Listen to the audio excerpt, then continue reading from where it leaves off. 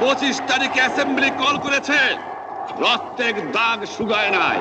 আমি 10 তারিখে বলে দিয়েছি যে ওই শহীদের রক্তের উপর দিয়ে পাড়া দিয়ে আরটিসিতে মুজিবুর রহমান যোগদান করতে পারে না।